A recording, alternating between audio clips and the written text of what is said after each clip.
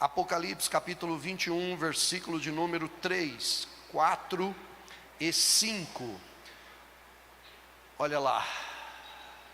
E ouvi uma grande voz do céu que dizia: eis aqui o tabernáculo de Deus com os homens, pois com eles habitará, e eles serão seu povo, e o mesmo Deus estará com eles, e será o seu Deus.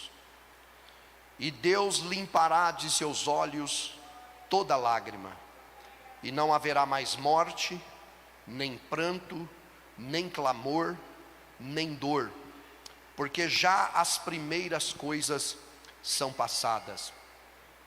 E o que estava sentado sobre o trono disse: eis que faço novas todas as coisas. E disse-me: escreve, porque estas palavras são verdadeiras e fiéis. Amém, pessoal?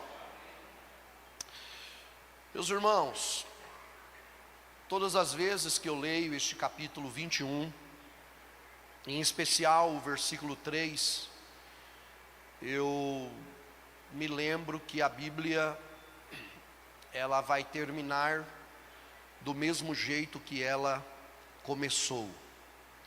Vocês já sabem que esta palavra, tabernáculo, ela quer dizer habitação. E o desfecho do livro do Apocalipse, nós já estamos aqui no penúltimo capítulo. O desfecho do livro do Apocalipse revela o desejo de Deus em habitar com o seu povo. Quando digo que a Bíblia termina do mesmo jeito que ela começa, eu me lembro do livro de Gênesis, quando nós lemos lá no capítulo 1 a criação, no capítulo 2 a criação do homem, e no capítulo 3 a queda do homem. E no capítulo de número 2, quando Deus forma o homem, forma a mulher, a Bíblia nos diz que eles são tentados, a mulher come o fruto, dá ao seu marido, e a Bíblia diz que naquele dia, na viração do dia, Deus veio ao jardim, dando a ideia de que era normal Deus vir ao jardim, até porque o homem e a mulher até então não tinham pecados. Nós estamos aqui falando então daquela que é a chamada primeira dispensação, chamada de dispensação da inocência. O homem é inocente no tocante ao pecado. Porém, quando o homem peca, eles são postos para fora do jardim. E vocês se lembram que Deus colocou 2 querubins à entrada do jardim, e a Bíblia diz que Deus colocou uma espada flamejante que rodeava o jardim, diz a Bíblia, para que o homem não tivesse mais acesso à árvore da vida. O pecado tirou do homem o direito da eternidade. É por isso que logo no capítulo de número 4, a Bíblia mostra o início de uma nova dispensação. Que dispensação é essa? Depois da inocência vem a dispensação da consciência. O homem já tem consciência do pecado. E logo no capítulo 4 a Bíblia fala do primeiro homicídio, quando Caim mata o seu próprio irmão Abel. Quando a gente chega no capítulo 5 do livro de Gênesis, a Bíblia já diz que a humanidade está corrompida. De maneira que no capítulo 6, Deus diz haver se arrependido de ter criado o homem. É aí que vem o dilúvio.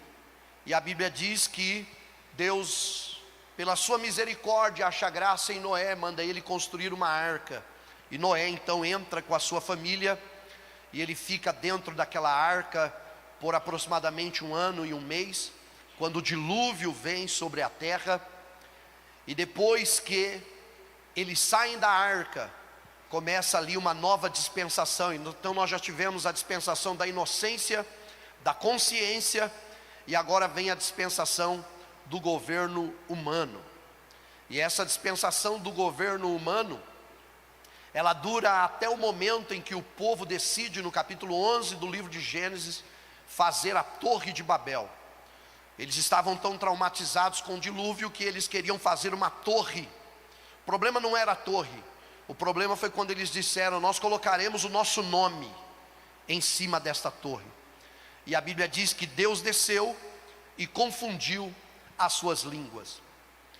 Esse período, essa terceira dispensação, chamada de governo humano, ela termina no capítulo 12 do livro de Gênesis, quando começa então a dispensação patriarcal, quando Deus chama Abraão, dizendo que ele saísse da sua terra, da sua parentela, para uma terra que Deus iria lhe mostrar e iria fazer dele uma grande nação, engrandecer o seu nome. E Deus disse para ele: eu abençoo quem te abençoar, amaldiçoo quem te amaldiçoar, e em ti serão benditas todas as famílias da terra. Quando nós falamos desta dispensação patriarcal, nós estamos falando de Abraão, de Isaac, de Jacó, de José, dos seus irmãos.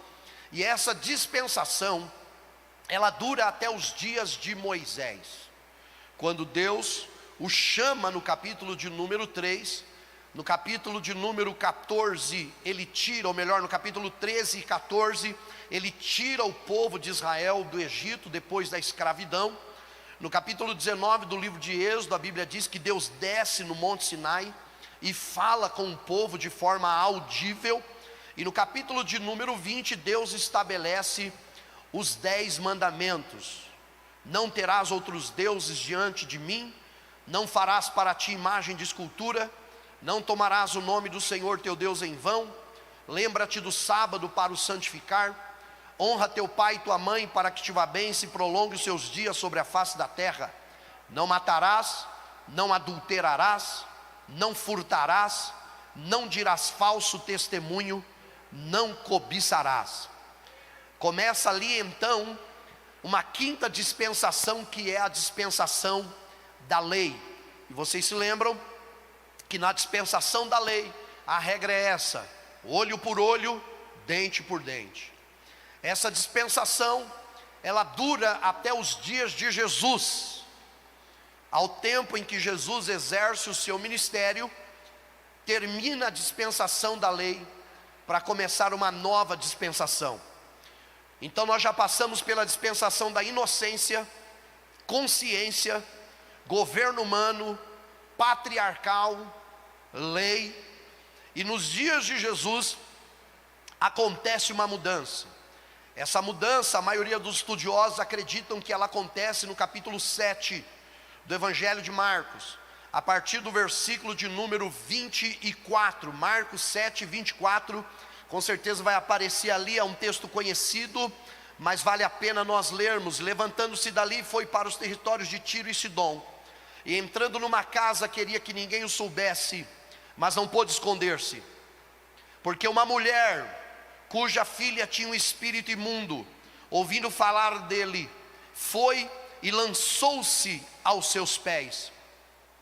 E a mulher era grega, cirofenícia de nação, e rogava-lhe que expulsasse de sua filha o demônio. Olha a resposta de Jesus. Mas Jesus disse-lhe: deixa primeiro saciar os filhos. Pastor, quem são os filhos aqui? Israel.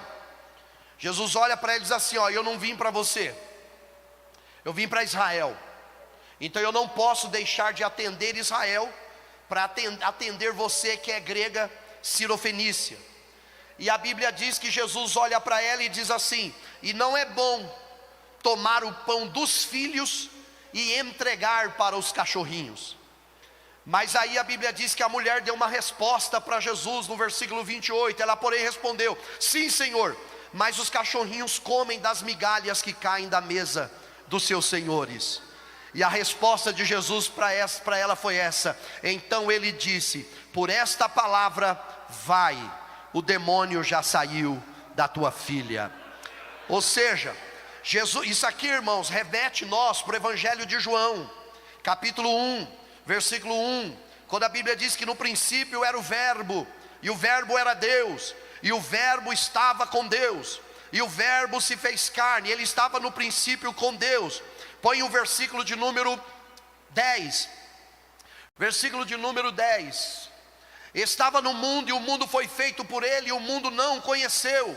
11, veio para o que era seu e os seus, está falando de Israel, ele veio para Israel. É por isso que a Bíblia diz que ele olha para a mulher e diz assim: mulher, não é bom pegar o pão dos filhos de Israel e entregar aos cachorrinhos. Ela fala: Senhor, dá uma migalha pelo menos. E Jesus começa ali a era da graça. Ele olha para ela e diz assim: olha, mulher, por causa da tua fé, pode voltar, porque a tua filha já está liberta. E por que Jesus faz isso? Está aqui: porque ele veio para o que era seu, mas os seus, olha o 12, mas a todos quantos creram. Isso aqui chega até mim e você, irmão. A todos quantos creram, deu-lhes o poder de serem feitos filhos de Deus, aos que creem no seu nome. A graça alcançou aquela mulher e nos alcançou até os dias atuais. Agora, quer dizer então que nós já passamos pela inocência, consciência, governo humano, patriarcal, lei, e estamos na graça. Nós estamos na dispensação da graça. Mas dá para perceber que a dispensação da graça vai terminar? Vocês estão percebendo que está chegando perto da dispensação da graça terminar? Porque tem mais uma dispensação que precisa cumprir. Mas essa dispensação, para ela acontecer, algumas coisas precisam acontecer antes. Pastor, então quer dizer que nós estamos na era da graça, na dispensação da graça? Isso, nós estamos nesta era, mas ela vai terminar a qualquer momento. Pastor, dá para saber se essa dispensação está terminando? Dá para a gente ter uma ideia básica aí por cima. Evangelho de Mateus capítulo 24, alguns versículos. A Bíblia diz que Jesus estava no templo que Herodes reformou. E a Bíblia diz que os discípulos estavam mostrando para Jesus toda a beleza do templo. Pode colocar ali, Mateus 24, a partir do versículo 1. E a Bíblia diz que eles mostram tudo para Jesus, quando Jesus diz assim: ó, não vai ficar aqui pedra sobre pedra que não seja derribada. A Bíblia diz no versículo de número 3 que eles foram para o Monte das Oliveiras.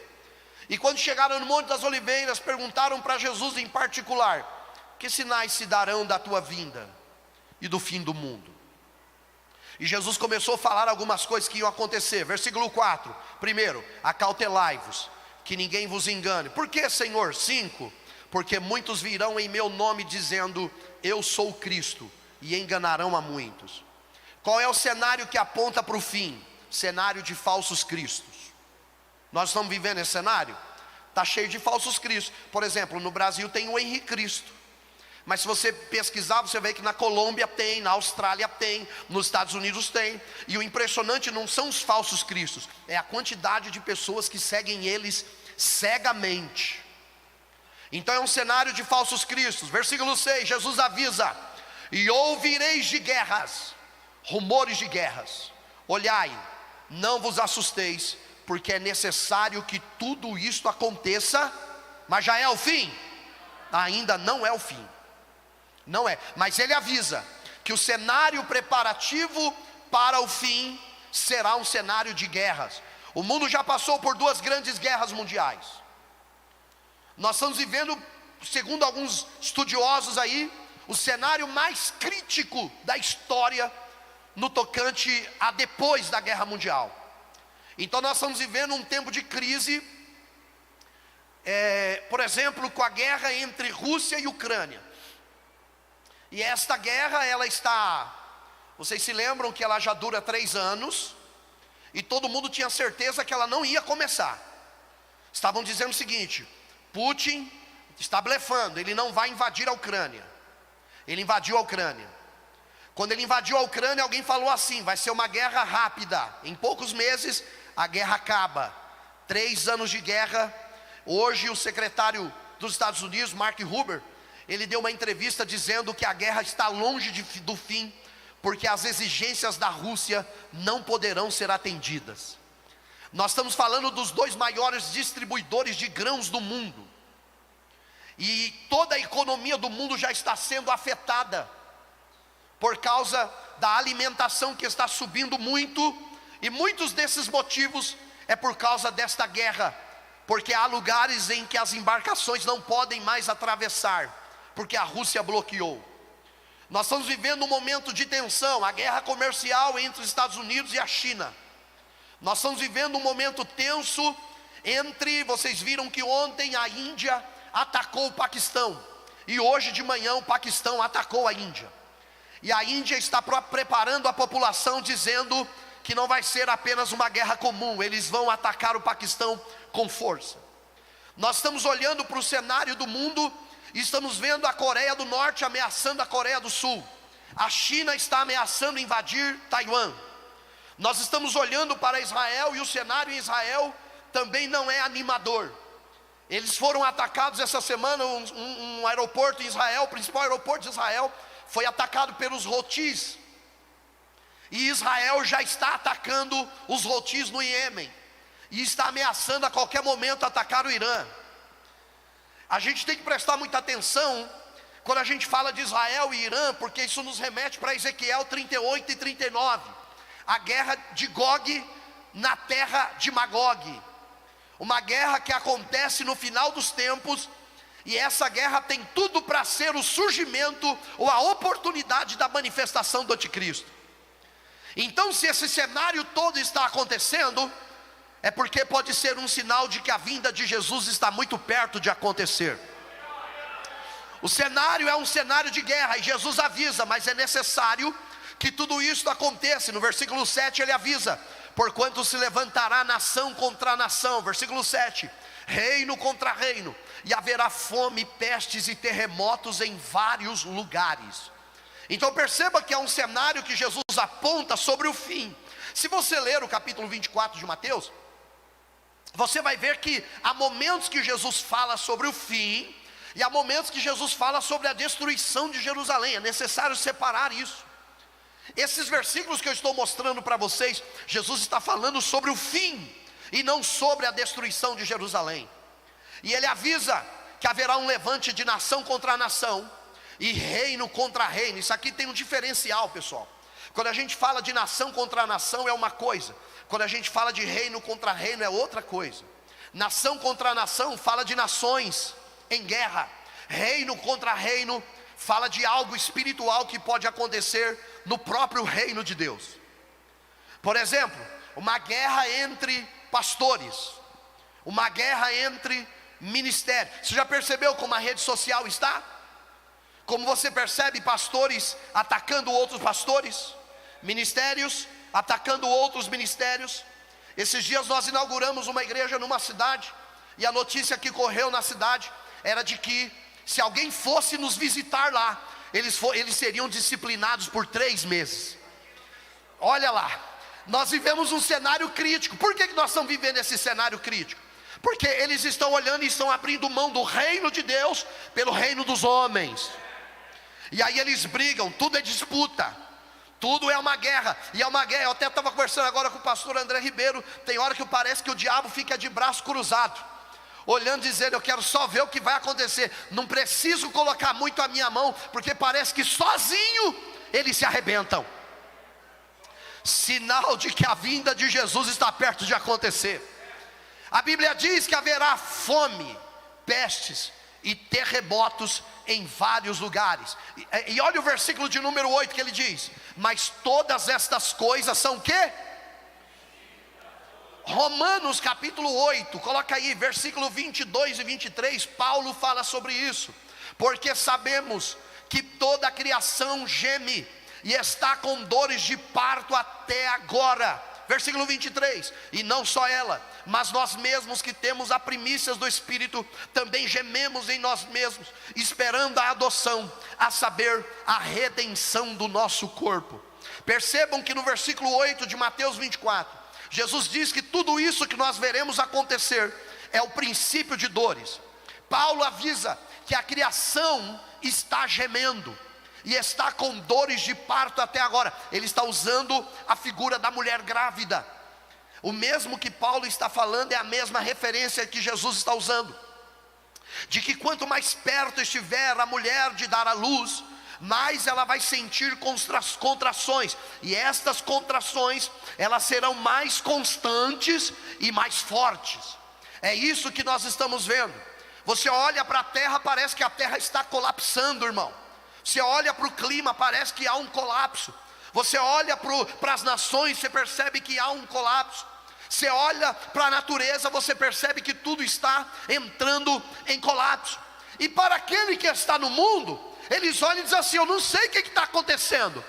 Mas para o crente que ouve a palavra, que lê a palavra, que crê na palavra, ele está olhando e está dizendo: é porque está pertinho de Jesus voltar para buscar a sua igreja. Quem aqui ainda está na esperança que ele venha e adore a ele nesta noite? Nós estamos vivendo essa expectativa de que a qualquer momento essa dispensação, essa era da graça vai terminar. E quando é, pastor, que esta era termina? Termina quando a trombeta tocar. Quando nós lemos a carta de Paulo aos 1 Tessalonicenses, capítulo de número 4 e o versículo 13. Primeiro deixa eu te explicar. Paulo fundou a igreja de Tessalônica, e 2 anos depois ele mandou Timóteo ir até a igreja. E Timóteo foi lá para ver como estavam os irmãos. E quando Timóteo volta, ele traz um relatório de que a igreja estava crescendo, mas haviam algumas dúvidas lá. A primeira dúvida era no tocante ao trabalho. Como assim? Eles estavam crendo tanto na vinda de Jesus, que os irmãos da igreja de Tessalônica pediram a conta no trabalho. Eles foram lá no patrão e disseram assim: ó, não quero mais trabalhar. Por que você não quer trabalhar mais? Porque Jesus está pertinho de voltar, então eu não vou ficar perdendo meu tempo aqui, eu vou esperar Jesus voltar. É por isso que Paulo chama os irmãos e diz assim: irmãos, vocês têm que viver a vida cotidiana de vocês. Continua trabalhando, continua estudando, continua fazendo, mas não perde o foco na vinda de Jesus. E aí ele escreve dizendo assim: e quem não trabalha, que também não coma então.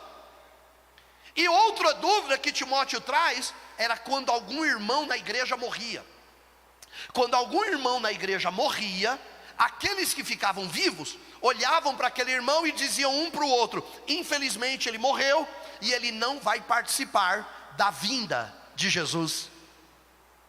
Então Timóteo, ele volta e ele passa para Paulo, e Paulo então vai explicar para os irmãos, capítulo 4 de 1 Tessalonicenses, versículo 13, olha lá: não quero, porém, irmãos, que sejais ignorantes acerca do que já dormem, para que não vos entristeçais como os demais que não têm esperança. Por quê? Continua: porque se cremos que Jesus morreu e ressuscitou, assim também aos que em Jesus dormem, Deus os tornará a trazer com ele. Por quê? Continua: dizemos-vos, pois, isto pela palavra do Senhor, que nós, os que ficarmos vivos para a vinda do Senhor, não precederemos os que dormem. Versículo 16: porque o mesmo Senhor descerá do céu com alarido, com a voz do arcanjo e com a trombeta de Deus, e os que morreram em Cristo ressuscitarão primeiro. Depois nós, os que ficarmos vivos, seremos arrebatados juntamente com eles nas nuvens, para encontrar com o Senhor nos ares, e assim estaremos sempre com o Senhor. 18: portanto, consolai-vos uns aos outros com estas palavras. Aleluia. Paulo estava dizendo o seguinte: não se desespere. É por isso que velório de crente até hoje, irmão, é diferente. No velório de crente a gente canta, no velório de crente a gente chora de tristeza porque o irmão, a irmã partiu, um parente partiu, mas a gente também canta no velório, a gente canta louvores bonitos, a gente sorri no velório. Por quê? Mas vocês são doidos? Não, é que a gente tem uma esperança, que os que morreram em Cristo ressuscitarão, os que morreram em Cristo ressuscitarão, e se nós estivermos vivos, nós seremos transformados e subiremos com eles nas nuvens, para estarmos para sempre com o Senhor. Agora, para a gente dar glória a Deus, a gente tem que lembrar desta palavra que Paulo diz: sobre a nossa transformação. Quando nós lemos a primeira carta de Paulo aos Coríntios, capítulo 15, versículos 51 ao 58, Paulo disse assim: eis que eu vos digo um mistério, na verdade nem todos dormiremos, mas seremos transformados, num momento, num abrir e fechar de olhos, ante a última trombeta. Porque a trombeta soará, os mortos ressuscitarão incorruptíveis, e nós seremos transformados. Aí ele fala do nosso corpo, porque é necessário que isto, que é corruptível, se revista da incorruptibilidade, é isto que é mortal, se revista da imortalidade. E quando isto que é corruptível se revestir da incorruptibilidade, e isto que é mortal se revestir da imortalidade, então cumprir-se-á a palavra que está escrito: tragada foi a morte na vitória. Onde está, ó morte, o teu aguilhão? Onde está, ó inferno, a tua vitória? O aguilhão da morte é o pecado, e a força do pecado é a lei, mas graças a Deus que nos dá a vitória por nosso Senhor Jesus Cristo. Versículo 58, portanto, meus amados irmãos, sede firmes e constantes, sempre abundantes na obra do Senhor, sabendo que o vosso trabalho não é vão no Senhor. Aleluia. Escuta, nós seremos transformados, irmão. Quando a trombeta tocar, os mortos ressuscitarão, e os que estiverem vivos serão transformados. Não, você não tem ideia do que eu estou te falando. Quer ver? Quem aqui veio para o culto com dor? Alguma dor? Dor. Olha, o irmão, dor do quê? Dor no ombro, o irmão. Aonde? No pé? Tudo. Parecendo minha mãe, quando eu ligo para minha mãe, falo: mãe, como é que você está? Ela falou: dói tudo. Quem mais está com dor? Levanta a mão para eu ver. Irmão, olha, levanta alto aí. Ó, veio para o culto com dor. Aí se eu perguntar que dor que é? Dor no pé, dor na batata da perna, dor nas costas, dor nas juntas, dor no pescoço, dor de cabeça. Pastor, eu vi, mas o diabetes está descontrolado. Pastor, eu vi, mas a pressão está um negócio doido, que eu não sei se baixou, se subiu, mas a coisa está feia para o meu lado. É colesterol, é não sei o que. Irmão, quando a trombeta tocar, nós seremos transformados. Não, é uma coisa que a gente não consegue nem imaginar direito, irmão. Porque você imaginou viver uma eternidade sem dor? A trombeta toca, a dor fica, você sobe transformado. A trombeta toca, a dor da cabeça fica, e você sobe transformado. Eu estou vendo a irmã ali na cadeira de rodas. A trombeta toca, quando a trombeta tocar, a cadeira de rodas fica. Ela sobe transformada, e lá no céu não precisa de cadeira de rodas. Você pode adorar a Ele se você tem essa esperança. Adore a Ele nesta noite. Aleluia. Oh glória. Nós estamos nessa expectativa de que a qualquer momento esse negócio vai acontecer. Agora, pastor, está perto? Vamos voltar para Mateus. Vamos voltar para Mateus capítulo 24, versículo 9 agora.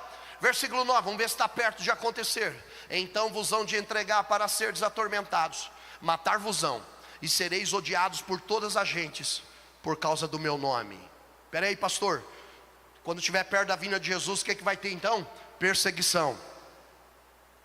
A gente tem que reconhecer que no Brasil a gente tem liberdade, irmão. Então se quiser fazer um culto na rua, faz. Se quiser fazer uma vigília, faz. Se você quiser ir pregar na praça, pode. O que a gente não pode é ser hipócrita e olhar para nós mesmos e dizer assim: eu vou sair da igreja porque eu estou sendo perseguido. Não, para com isso, irmão. Pastor tirou meu cargo, eu estou sendo perseguido. Isso não é perseguição, é uma mudança de cargo. Para de manha. Ah, que o irmão foi muito grosso comigo nessa igreja, não tem amor, é uma perseguição. Para, irmão, isso não é perseguição. Por favor. Esses dias eu estava pregando lá em Mato Grosso do Sul. Quando terminou o culto, o pastor me chamou para jantar. E ele disse o seguinte para mim, falou: pastor Alain, nós estamos tirando os nossos missionários da América do Norte e da Europa, e nós estamos colocando eles nos lugares mais difíceis. Nós temos missionários escondidos na China, nós temos missionários escondidos na Índia, nós temos vários missionários escondidos no Oriente Médio e outros países. E ele contando para mim sobre o pastor, sobre o missionário que está na Nigéria, que estava na Nigéria. E ele dizendo que o missionário que estava, você sabe que a Nigéria, ela é assolada pelo Boko Haram e pelo Estado Islâmico. E um missionário que estava cuidando de uma igreja saiu pela manhã com um filho. Subiram na moto e quando ele estava indo, o Boko Haram assassinou ele, atirou nele. Ele caiu no chão em cima do menino. Antes dele morrer, ele olhou para o filho dele e falou: filho, quando eles forem embora, volta para casa e se esconde com a mamãe, porque o papai hoje vai encontrar com Jesus, eu não vou voltar para casa. E o menininho ficou ali, embaixo do corpo do pai, até que o pai morreu. E depois de alguns minutos o menininho levantou e foi para casa. Isso é perseguição. Isso é perseguição. Ele contando o dia que ele estava na reunião administrativa na igreja, de repente o telefone tocou. E ele dizendo que um dos missionários e a igreja foi incendiada. O missionário entrou dentro da igreja com a família para orar, e vieram os terroristas e assassinaram ele, queimando eles vivos dentro da igreja. Isso é perseguição. Perseguição não tem nada a ver com mudança de cargo. Perseguição não tem nada a ver com fulano que talvez não vai com a tua cara, é normal. Tem gente que não vai com a tua, tem gente que não vai com a minha, é normal. E tem gente que a gente não vai com a cara também, irmão. Então, pelo amor de Deus, para de manha. Para de falar que porque você não cantou, você está sendo perseguido. Na verdade, a gente parece que tem um problema com esse negócio aqui, ó, de que se não segurar o microfone está sendo perseguido. Isso não é perseguição. Se não der para pregar aqui, prega na esquina. Se não der para pregar aqui, vai pregar na praça. Mas nós não estamos sendo perseguidos. O cenário da última hora será um cenário de perseguição. Aí vamos continuar, versículo 10, ele avisa: neste tempo muitos serão e uns aos outros, e uns aos outros se aborrecerão. Três coisas que ele avisa que vai acontecer nessa última hora. Primeiro, muitos escândalos. Pastor, mas toda semana tem escândalo estourando por aí. Eu vou parar. Não é para parar, é para você prestar atenção. Se está tendo escândalo é porque está perto da vinda de Jesus. Por quê? Porque nessa última hora é certeza que Jesus vai revelar o que tem no coração de muitos líderes, irmãos, do Brasil e do mundo. Então quanto mais escândalos, é para a gente levantar a mão e dizer: Maranata, falta pouco. É um cenário de escândalo. Segundo, é um cenário de traições. Nós estamos vivendo esse cenário. Se você olhar para o contexto família, a família está desestabilizada. 80 ou 90% dos casos que são tratados no gabinete tem a ver com celular, tem a ver com mensagens trocadas com alguém, tem a ver com alguma coisa. Nós estamos vivendo um cenário de traições. Os casamentos estão quebrando. Os crimes passionais estão aumentando cada vez mais. Por quê? Porque o cenário final será um cenário de traições em todos os aspectos. Além disso, ele avisa que vai ter escândalos, vai ter traições, e ele diz assim: e uns aos outros se aborrecerão. É um tempo de aborrecimento. O que é o aborrecimento, pastor? Briga, contenda, confusão. É briga no lar, é briga na igreja, é briga na sociedade. É um contexto de aborrecimento. Por exemplo, aqui não tem, mas tem igreja que tem irmão que não fala com o outro irmão. Tem irmã que não fala com a outra irmã. Falou: não, se ela entrar por uma porta, eu saio pela outra. Se eu ver, eu vou baixar a cabeça, que é para eu não cumprimentar. Eu não sei como é que é morar no mesmo céu, irmão. Porque não tem como. Não tem como. Eu lembro que um dia eu estava pregando sobre o céu, lá na Casa Verde, em São Paulo. E houve um momento da mensagem que eu falei sobre isso. E aí no último banco uma irmã levantou e foi abraçar a outra. e pedir perdão para outra, porque há muitos anos elas não se falavam, e aquela irmã entendeu naquele dia, que se ela não liberasse o perdão, a trombeta ia tocar e ela ia ficar. A trombeta ia tocar. Quanta gente perdendo tempo, irmão, com mágoa, com contenda, briga na igreja, briga na família, parentes que brigam por causa de bobeira, e a contenda tomando conta. Está na hora de consertar, dá tempo de consertar. Enquanto a trombeta não toca, conserta, para quando tocar, você subir feliz e glorificar o nome do Senhor. É um cenário de aborrecimento. Coloca lá o versículo de número 11. E surgirão muitos, e vão fazer o quê? Irmão, antes da pandemia estava ruim, mas depois da pandemia, piorou. Piorou, porque entrou todo mundo nas lives. E o que tem de crente frustrado dentro da igreja por causa de profecia falsa, irmão. O que tem de gente que está com a fé abalada por causa de profecia falsa. Mas o profeta falou, que profeta? O profeta lá, eu até mandei o Pix para ele. Eu mandei o Pix. O profeta entrar na live, irmão, e ele já abre lá e já coloca o número do Pix. E quando as pessoas começam a entrar, ele diz assim: olha, o fulano de tal que está entrando aí, eu tenho uma palavra para você. O Pix é tal, faz o Pix que eu revelo. Faz um bando de profeta de meia tigela, irmão, com a vida toda atrapalhada, que não tem comunhão com Deus. E sabe o que eu fico com medo, irmão? É gente que gosta de profeta falso, mas não gosta da palavra. É gente que gosta de assistir live, mas não gosta de parar para aprender um pouco da palavra de Deus. E o profeta falha, o profeta erra. Tem profeta que não tem compromisso com Deus. É por isso que o que vai levar para a igreja para o céu não é profeta, é a palavra. É a palavra que vai sustentar a igreja. É um cenário de falsas profecias. E aí assusta a quantidade de gente frustrada dentro da igreja. Por quê? Porque a profecia não revelou. E aqueles que casaram por causa do profeta, irmão, ó, eis aqui o seu preparado. Um dia eu estava num culto lá, minha esposa, eu jovenzinho, com aliança no dedo, grandona, e a minha esposa no cantinho. Daqui a pouco a profetisa, entre aspas, pegou na minha mão, puxou: meu servo, não se preocupe, porque a sua já está preparada. Ixi, irmão, a minha mulher, a Márcia, abriu o zoião azul dela e falou: que conversa é essa? Eu falei: não, amor, já está preparada aqui, preparou já está aqui, já está pronta. É um monte de profecia falsa, irmão. Deixa eu te falar, eu creio que Deus fala através de profeta, eu creio, não estou desqualificado, eu creio, irmão. Só que eu tenho certeza disso, que a hora que Deus quiser falar comigo, Ele me acha. Ele me acha na rua, Ele me acha na minha casa, Ele me acha onde eu for. Ele pode falar e revelar o que. Eu creio que Deus ainda fala, eu creio. Pelo amor de Deus, irmão. Pastor, do que você está falando? Para de ficar correndo atrás de profecia. Eu vou lá na casa da irmã Mariazinha Pé de Fogo. Vamos lá, irmã Mariazinha Pé de Fogo. Vamos lá, na casa do irmão Joãozinho Labareda. Irmão Joãozinho Labareda, tem alguma coisa? Um dia a irmã chegou no final do culto lá na igreja e falou assim: ora por mim, pastor. E eu orei por ela: Senhor, abençoa ela, ajuda ela, tal. Aí quando eu falei amém, ela olhou para mim e falou assim: Deus não mostrou nada para o senhor? Aí eu falei: não. Ela falou: nada? Eu falei: nada, irmã. Não. Ela virou as costas, nervosa, irmão. Virou as costas, chegou na porta e falou com a outra irmã: seu pastor é muito fraco. Porque tem gente que só vive disso, irmão. Mas a igreja que vai subir é a igreja que está alicerçada E tem gente que fala assim: pastor, já viu aquelas pessoas falando? Porque a palavra vai cessar e o louvor vai continuar.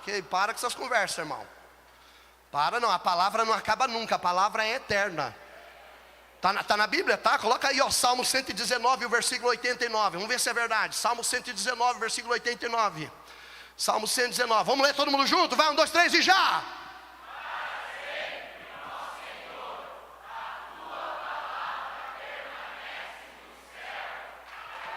Oh, glória!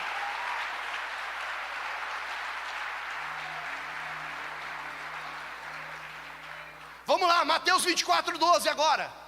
Pastor, tá, 24:12, Mateus 24:12, passamos o 11, né?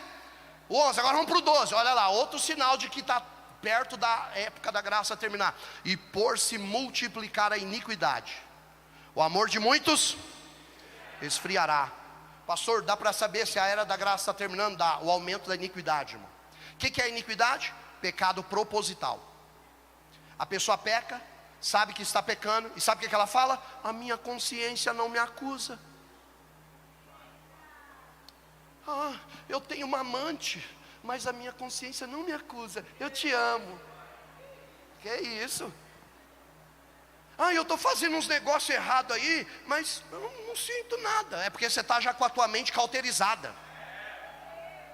Mas nós estamos vivendo um tempo de iniquidade. Você viu como que a coisa está assustador o que está acontecendo, irmão? Todo dia tem notícia ruim, é só pancada, só notícia ruim. Por quê? É o aumento da iniquidade.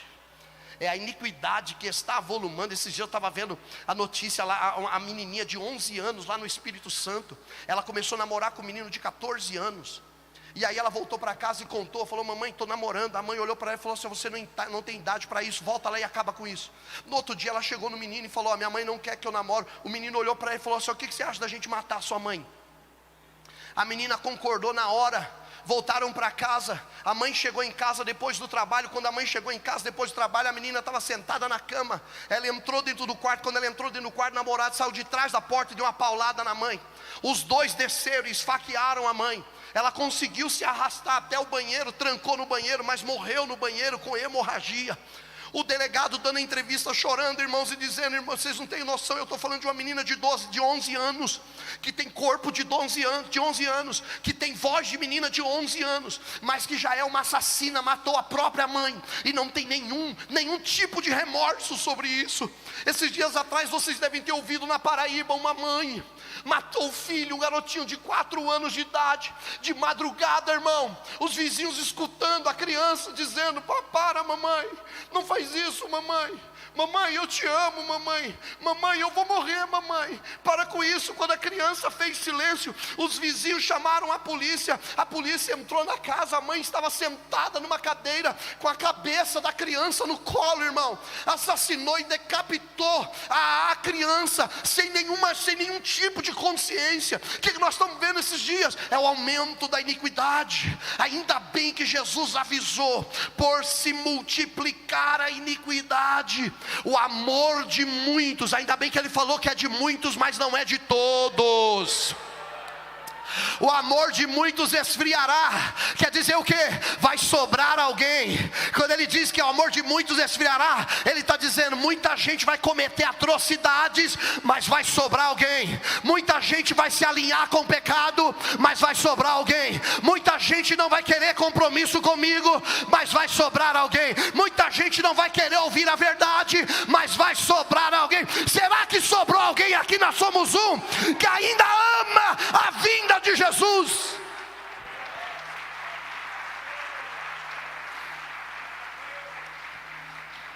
Esse é o cenário que nós estamos vivendo, sim ou não, irmãos? Quer dizer o quê? Falta pouco tempo. Agora, tem um texto em 2 Pedro capítulo 3, versículo 3. Olha o que Paulo avisa. 2 Pedro capítulo 3, versículo de número 3. Paulo diz assim: sabendo isto, que nos últimos dias virão escarnecedores, zombadores, e dirão, andando segundo as suas próprias concupiscências. A palavra concupiscência é desejo carnal. E o que eles vão dizer? 4. E dizendo: onde está a promessa da sua vinda? Porque desde que os pais dormiram, todas as coisas permanecem como desde o princípio da criação. Vocês estão falando que ele vem, mas ele não vai voltar. Vocês estão falando que ele vem, mas tudo está acontecendo ao mesmo tempo. E a Bíblia diz que eles vão fazer isso que em tom? Em zombaria, rindo da igreja, rindo do pregador, rindo do pastor. Esses pastores estão loucos. Esses pastores estão inventando história. Só que no versículo de número 8, olha o que Pedro responde. No mesmo capítulo, versículo 8: Mas amados, não ignoreis uma coisa: um dia para Deus é como 1000 anos, e 1000 anos é como um dia. 9: O Senhor não retarda a sua promessa, ainda que alguns a tenham por tardia, mas é longânimo para convosco, não querendo que alguns se percam, senão que todos venham a arrepender-se. Quer dizer o quê? Por que Jesus está demorando para voltar? Ele está dando tempo para mais alguém se arrepender. Talvez você entrou aqui nessa noite, alguém te convidou e você veio e você está vivendo uma vida toda torta, toda atrapalhada. Você está olhando e está dizendo: não tem problema, é assim mesmo. O tempo da graça vai terminar. E quando a igreja subir na guerra, na terra, vai começar a grande tribulação. Se a gente lê Apocalipse capítulo 6, pastor André mencionou aqui, Apocalipse capítulo 6, a Bíblia começa a falar dos 7 selos. E se você prestar atenção nos 4 primeiros selos, abre o primeiro selo, ele vê o cavalo branco. Abre o segundo selo, ele vê o cavalo vermelho. Abre o terceiro selo, ele vê o cavalo preto com a balança na mão. Abre o quarto selo e ele vê um cavalo amarelo, e o cavaleiro que está sentado sobre ele se chama Morte. Quer dizer o que, pastor? Que quando a trombeta tocar, a igreja vai sair da terra, e o caminho ficará aberto para o anticristo. Esse cavalo branco é a representação do anticristo. Ele é branco porque ele vem oferecendo uma falsa paz. Só que em seguida vem o cavalo vermelho, ou seja, o período da grande tribulação vai ser um período de guerra. E a Bíblia diz que a terceira parte da terra vai ser consumida pela guerra. O cavalo preto fala da fome. O cavaleiro com a balança na mão fala da fome que vai assolar a terra no período da grande tribulação. O cavalo amarelo fala da morte, que vai trazer ruína, destruição. É por isso que a Bíblia fala da morte de pessoas, da morte de todos os peixes nas águas, do afundamento de todos os navios. A Bíblia fala de toda a destruição da vegetação. A Bíblia fala sobre 4 demônios que estão presos na região do Eufrates, e serão soltos no período da grande tribulação. E a Bíblia diz que eles sairão para atormentar a população da terra por 3 meses, e o seu poder é de escorpião. E a Bíblia diz que as pessoas desejarão a morte, mas a morte fugirá deles. Será um tempo de caos, será um tempo de ruína, será um tempo de destruição. É o dia da ira de Deus, é o dia da vingança do Deus de Jacó. É a grande tribulação que vai cair, é o juízo de Deus sobre a humanidade. Serão 7 anos de grande tribulação. E a igreja, pastor, a igreja estará gloriosa nas bodas do Cordeiro. Aleluia. A igreja estará gloriosa, comemorando nas bodas do Cordeiro. Quem está com a esperança de chegar lá? Agora deixa eu terminar aqui e te dizer coisas sobre o céu que você precisa saber. Existem algumas coisas sobre o céu que você tem que saber, que eu tenho que saber.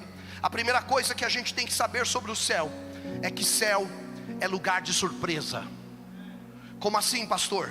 Tem gente que a gente pensa que vai e não vai. E tem gente que a gente pensa que não vai e julga e aponta que não vai e vai. Está na Bíblia, Mateus 7:21, coloca aí, Mateus 7:21, nem todo aquele que me diz Senhor, Senhor, entrará no meu reino, mas aquele que faz a vontade do meu Pai que está no céu. 22, muitos me dirão naquele dia, Senhor, não profetizamos nós em teu nome? Em teu nome não expulsamos demônios? Em teu nome não fizemos muitas maravilhas? 23, então lhes direi abertamente, nunca vos conheci, apartai-vos de mim, vós que praticais a iniquidade. Céu é lugar de surpresa. Tem gente que a gente pensa que vai, mas não vai. É por isso que eu quero que você lance uma palavra profética sobre a vida de alguém agora. Por quê, pastor? Como é que eu resolvo esse negócio? Eu queria que você falasse para alguém do teu lado aí, ó, vai cuidar da sua vida.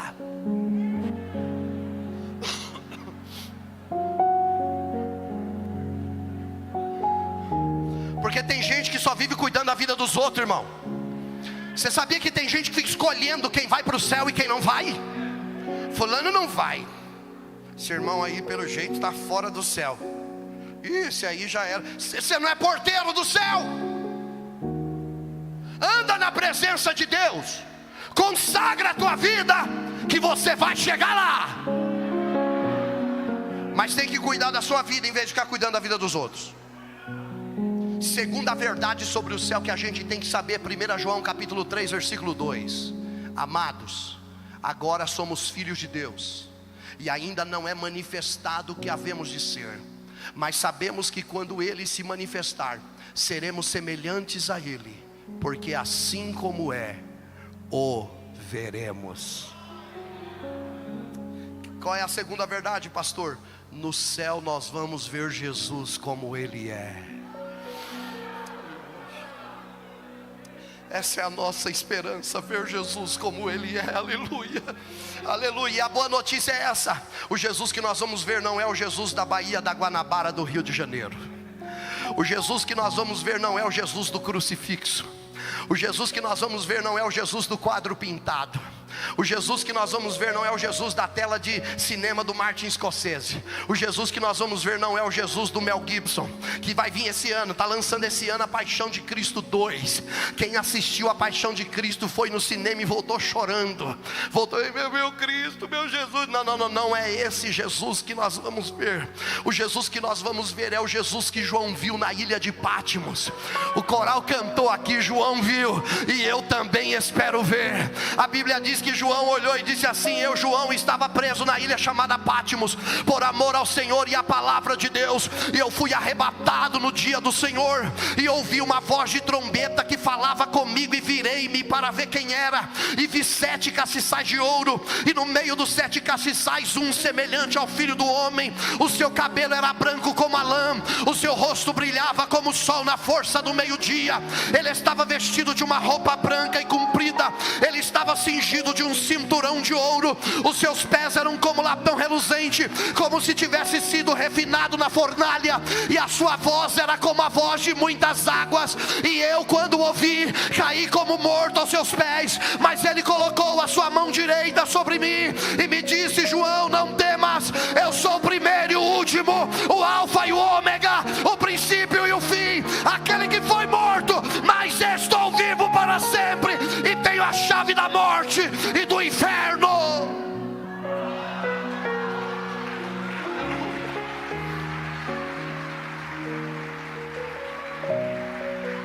No céu nós vamos ver Jesus como Ele é. Terceira coisa que você tem que saber sobre o céu: o céu é espetacular, irmão. A revista Forbes fez uma pesquisa: as 5 cidades mais bonitas do mundo. Primeiro lugar, Paris, na França. Segundo lugar, Vancouver, Canadá. Terceiro lugar, Sydney, na Austrália. Quarto lugar, Veneza, aquela cidade sobre rios, na Itália. Quinto lugar, Florença, na Itália. Aleluia, aquela cidade de flores. Mas na lista tem Nova York, tem Dubai, tem cidades da Suíça, da Suécia, da Bélgica, cidades espetaculares, mas elas não se comparam com o céu. Pastor, porque o céu é diferente? Como que é o céu? Está lá em 1 Coríntios capítulo 2 versículo 9. 1 Coríntios capítulo 2 versículo 9. Vamos ler todo mundo junto, isso aqui tem que ler todo mundo junto, vai, 1, 2, 3 e já. Mas como está escrito: as coisas que o olho não viu, e o ouvido não ouviu, e não subiram ao coração do homem, são as que Deus preparou para os que o amam.